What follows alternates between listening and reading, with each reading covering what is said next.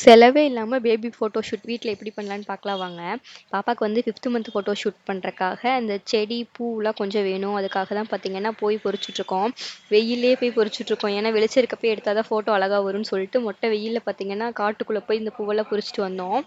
வந்துட்டு பார்த்தீங்கன்னா, வீட்ல என்னோட அந்த மெரூன் கலர் லெகின் ஷால்லாம் வச்சு ஸ்விங் மாரி ரெடி பண்ணிட்டுருக்கேன். இந்த ட்ரீல வந்து ஸ்விங் கட்டி அதில குழந்தை உட்காந்துருக்க மாரி எடுத்திருப்பாங்க பார்த்தீங்களா? அந்த மாரி எடுக்கணும்னு எனக்கு ரொம்ப ஆசையா இருந்துச்சு.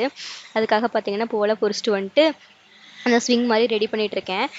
ஸ்விங் வச்சுட்டு பார்த்தீங்கன்னா, நான் பொறிச்சிட்டு வந்த பூ, அப்புறம் இந்த இலையெல்லாம் வந்து ஷாலை சுற்றி வந்து வச்சுட்ருக்கேன்.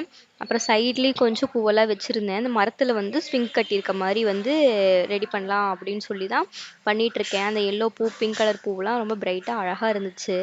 அதுக்கப்புறம் பார்த்தீங்கன்னா, இந்த பூவில் வந்து 5ன்னு வச்சுக்கலாம் அப்படின்னு சொல்லி வச்சுட்ருக்கேன். நான் இது மாதிரி 5th மந்த் வரைக்குமே ஃபோட்டோ எடுத்திருக்கேன் ஒவ்வொரு மாதமும். ஆனால் எந்த மாதமும் வீடியோ எடுக்கல. இந்த மாதம் மட்டும்தான் வீடியோ எடுக்கிறேன்.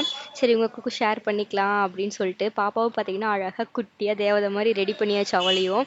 அவங்க அப்பாவும் அண்ணனும் பார்த்தீங்கன்னா அவளை சிரிக்க வச்சு ஃபோட்டோ எடுத்துகிட்டு இருந்தாங்க. தம்பி பார்த்தீங்கன்னா பாப்பாவை வந்து அழகாக சிரிக்க வச்சுட்டு இருந்தான். அவளோட ட்ரெஸ் எல்லாம் பிடிச்சி இழுத்து வாயில் வச்சு கடிச்சிட்டு இருந்தா.